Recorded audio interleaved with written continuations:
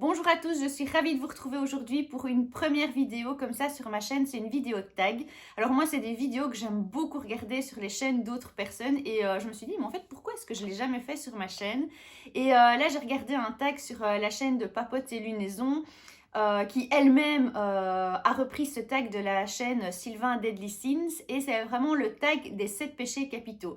Donc c'est se dire quel est le tarot que je vais associer à un des 7 péchés.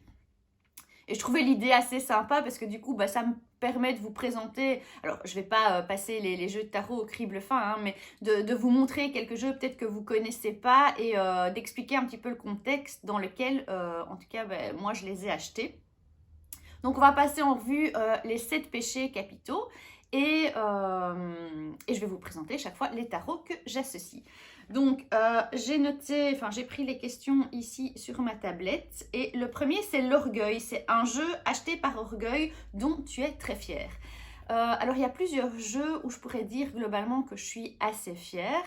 Parce que c'est des jeux que j'aime beaucoup, pour l'une ou l'autre raison. Hein. Et ici, je pense que celui que je vais vous présenter, c'est le Dark Mansion Tarot.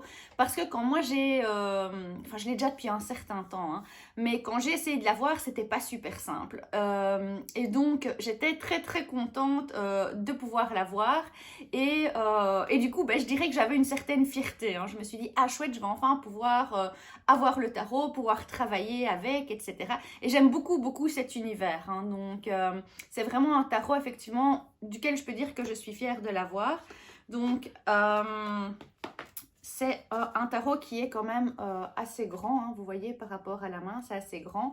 Donc, moi, j'ai l'édition avec cette arrière-ci. Et j'aime beaucoup, beaucoup les visuels. Hein. Donc, voilà, je vais vous en montrer quelques-uns. Donc c'est un univers très particulier. Moi j'aime beaucoup beaucoup parce que ça permet, j'arrive bien à me connecter à ce tarot. Il y a vraiment quelque chose d'assez particulier. Et c'est vrai qu'il y a une certaine fierté de l'avoir. Donc je dirais celui-là au niveau de l'orgueil. Alors le prochain péché capital c'est l'avarice et c'est un jeu que tu ne partages avec personne. Que tu gardes vraiment pour toi. Alors là, pour le coup, j'ai réfléchi, mais j'ai pas vraiment de tarot à présenter parce que globalement, je les garde quasi tous, entre guillemets, uniquement pour moi. C'est-à-dire que comme je fais pas d'accompagnement spécialement avec mes tarots, c'est extrêmement rare que d'autres personnes, globalement, vont venir travailler ou toucher mes tarots. Alors ça arrive, hein, mais c'est très très très rare. Je veux dire, c'est plus des amis ou des choses comme ça. Et donc effectivement, c'est assez limité. Dans le sens où moi, quand je fais les accompagnements, le seul tarot que j'utilise, c'est le tarot de Marseille. Donc je ne vais pas m'aventurer dans d'autres tarots. Les tarots, quand je les achète, c'est vraiment pour moi, pour faire un travail sur moi-même, que ce soit un travail d'ombre, un travail de développement personnel. Donc voilà, c'est vrai que pour moi, c'est un péché capital qui est un petit peu difficile dans le sens où je les partage pas, mais pas par avarice, simplement parce que ça se présente pas et que c'est pas voilà, dans les choses que je propose au quotidien.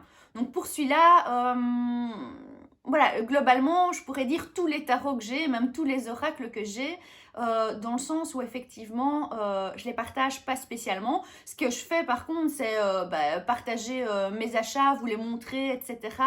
Faire parfois des challenges comme j'avais fait l'année passée où il y avait un jour avec une carte. Donc voilà, je les partage dans ce sens-là. Mais vraiment faire des accompagnements ou que d'autres personnes touchent les jeux ou travaillent avec, ça arrive extrêmement rarement. Donc pour celui-là, je vais entre guillemets passer mon tour.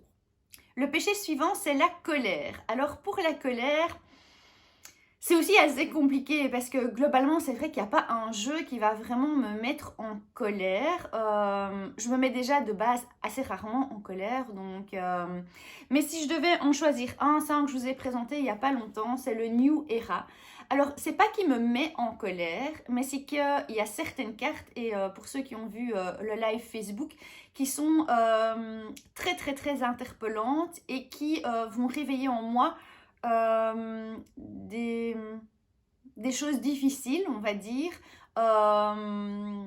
même pas spécialement que moi j'ai vécu, mais que je ressens très difficile parce que je me mets à la place d'autres personnes. Et il y a cette colère qui effectivement est intérieure, mais c'est entre colère, tristesse, injustice, rage, enfin voilà, c'est des sentiments très très divers, on va dire, et des émotions variées aussi.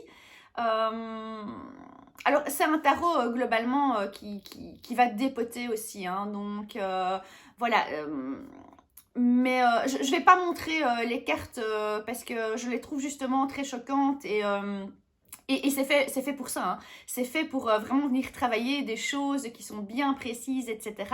Mais voilà, je dirais que c'est celui-ci qui me met en colère, non pas par le jeu, comment expliquer ça C'est une colère parce que ça réveille évidemment des choses en moi, mais je trouve que le jeu est vraiment magnifique, il est plein de messages, etc. Et justement, il me met en colère parce qu'il vient toucher là où chez moi, globalement, ça peut faire mal. Et donc, c'est pas toujours les moments où on a envie de travailler ces parties-là.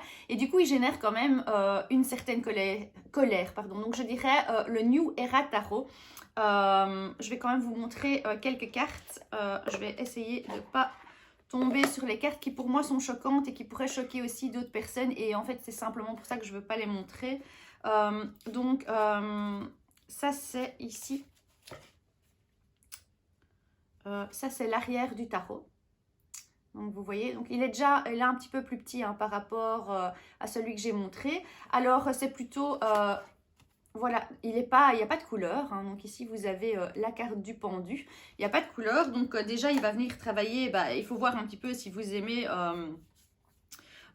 les tarots qui n'ont pas de couleur, mais voilà, alors je vous montre des cartes qui sont magnifiques, qui sont moins choquantes que celles qui potentiellement viennent générer en moi de la colère, mais voilà, je vous en montre quelques-unes. C'est un très très bel univers, comme je dis, c'est vraiment un tarot qui va dépoter. Moi je trouve personnellement, alors depuis que je l'ai, du coup, je me suis renseignée aussi un petit peu plus parce que honnêtement, je l'avais acheté sur internet parce qu'il me parlait, mais j'avais pas été plus loin. J'avais pas vraiment regardé toutes les cartes ni quoi que ce soit. D'ailleurs, bah, pour ceux qui ont vu le live, vous avez vu que j'étais aussi surprise que vous de découvrir certaines cartes.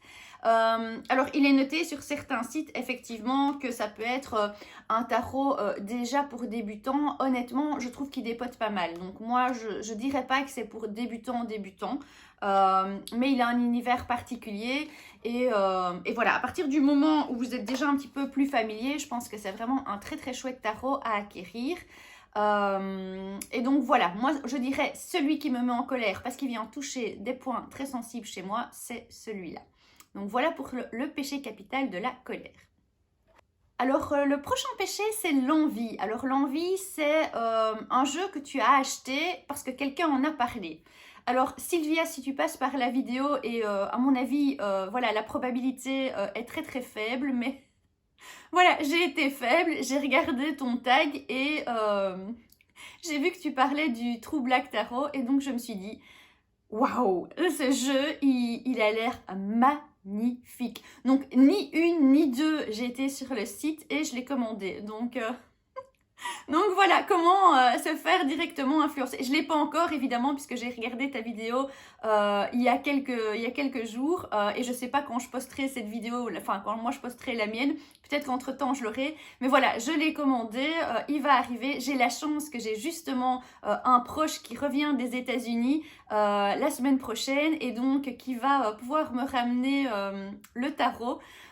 Donc voilà, il a été commandé aux US, c'était évidemment beaucoup plus facile parce que sur le site en France, il n'était pas disponible. Il faut savoir aussi que le prix aux US est beaucoup plus avantageux évidemment que le prix en France, mais j'ai été très influencée. Je rigole parce que c'est pas la première fois que ça arrive. Clairement sur ce péché là je pense que je pourrais vous en mettre beaucoup, mais je vais prendre le dernier parce que c'est vraiment en résonance par rapport au tag que j'ai vu sur ta chaîne. Donc pour moi c'est celui-là, c'est le True Black Tarot qui est juste enfin j'ai été regarder évidemment le site, j'ai été regarder déjà pas mal de photos, etc. Et là pour le coup je suis vraiment conquise, il a l'air topissime, j'ai vraiment hâte de le recevoir. Mais voilà, comme quoi parfois on voit une vidéo et puis directement on a une petite impulsion comme ça, pour l'avoir. Et pour la petite histoire, bon, j'ai directement été sur le site aux États-Unis parce que je savais que j'avais la possibilité d'avoir le tarot. Et quand je vais sur le site, je vois qu'il est sold out, quoi. Donc je me dis, oh, mince, c'est pas vrai, quoi. Et du coup, j'ai quand même été sur le site français. Je vois que sur le site français, sold out aussi, mais on peut s'inscrire pour avoir... pour savoir quand il sera disponible. Bon, je me dis, mince, une fois que je vois un truc, évidemment, et que j'en ai envie, bah voilà, il me le faut limite de suite. Donc, j'ai envoyé un message sur Facebook sur la page du True Black et là directement la personne me répond merci pour votre mail, enfin pour votre message parce que le tarot est en stock mais j'ai complètement oublié de mettre à jour le site web quoi. Et donc directement il ou elle a mis à jour le site web et j'ai directement commandé et donc voilà, comme quoi il n'y a pas de hasard, donc il devrait arriver très très prochainement dans ma collection. Mais donc ça c'est pour l'envie. Le prochain péché, c'est la luxure, un jeu que tu aimes pour le côté esthétique. Là aussi, il y en a plusieurs, mais je pense que... bon, déjà, le Dark Mansion pourrait l'être aussi, parce que vraiment, visuellement, j'aime beaucoup, beaucoup cet univers, mais je vais quand même aller sur le Lily White, parce que là, c'est vraiment un univers aussi qui me plaît beaucoup. Les illustrations sont magnifiques. J'avais fait un challenge tarot sur ma page l'année passée, où vous avez vraiment une photo de toutes les cartes, en tout cas des arcanes majeures, pardon, et c'est un univers qui est riche en couleurs, qui a beaucoup de symbolique, qui est peps, qui est dynamique. Alors, il existe aussi le Lily Black Tarot. Moi, j'ai pris le White.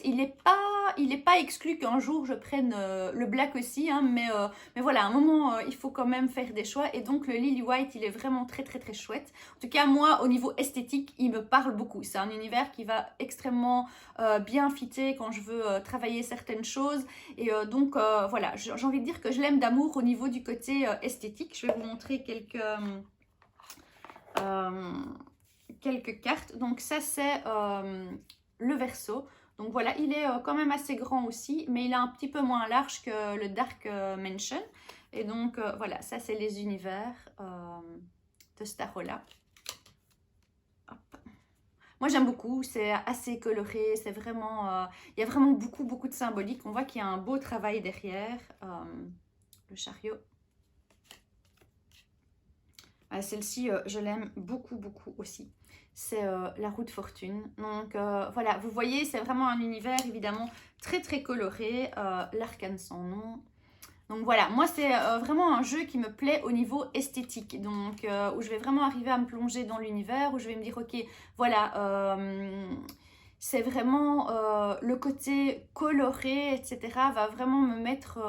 va vraiment me donner du peps, du dynamisme, même sur des cartes qui sont un petit peu plus difficiles. Globalement, c'est vraiment...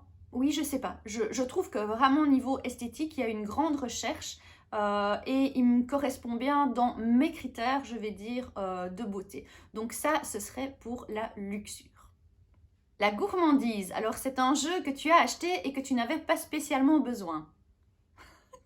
Comment dire Il y en a plein, hein. Il y en a vraiment plein, donc je rigole parce que voilà, c'est typiquement moi, hein. C'est est-ce que j'en ai besoin? Oui, non. Alors, pour être honnête avec vous, hein, parfois je vais acheter un jeu pour une seule carte. Donc, je vais voir une carte, je vais me dire, waouh, cette carte-là, elle est vraiment trop bien, elle me parle. Et globalement, le reste du jeu, potentiellement, va peut-être même pas me parler. Hein. Mais oui, je sais que ça peut, je rigole moi-même, ça peut paraître un peu bizarre, mais c'est vraiment ça, hein, c'est vraiment se dire, voilà, il y a des jeux que j'ai achetés, enfin il y en a même plein hein, que j'ai achetés que j'avais pas spécialement besoin, parce que globalement, on va être honnête, hein, quand vous avez un jeu de tarot, vous savez déjà tout faire, mais c'est un petit peu comme dans tout, quand vous êtes passionné, quand vous aimez quelque chose, mais vous avez un peu du mal à vous arrêter. Hein. C'est la même chose avec les pierres. Enfin voilà, moi j'ai ça avec les livres aussi. Donc il y a des gens qui vont avoir ça avec les vêtements, il y a des gens qui vont avoir ça avec d'autres choses. Ben, moi c'est vraiment mon univers quoi. Donc de nouveau ici il n'y en a pas qu'un, mais si je dois choisir, je vous mettrai le Circle of Life Tarot. Alors celui-là je l'ai acheté parce que je me suis dit... trop bien, il est rond, il a une autre forme, il me le faut, quoi. J'en avais pas spécialement besoin, mais juste, je me suis dit, il a une autre forme. Et donc, voilà, il sortait du cadre, il sortait de la norme au niveau, je vais dire, de la façon dont il se présentait. Et je me suis dit, bah, il me le faut. Donc, j'en avais pas spécialement besoin à ce moment-là. Mais juste parce qu'il était atypique, parce qu'il sortait du cadre, c'est un petit peu le mat de mes tarots, quoi. Donc vraiment cette capacité, oui, à vivre son originalité, ben, c'est lui, quoi. Donc ceci dit, il est vraiment très très beau, hein. Donc je vais vous montrer quelques cartes. Donc l'arrière des cartes, c'est un peu comme un mandala, hein. Donc vous voyez, il y a vraiment cette idée-là. Donc il est très très beau et visuellement, il est très chouette aussi, hein. Donc ça, c'est la carte de l'ermite. La carte du battleur ou magicien. La carte de l'étoile.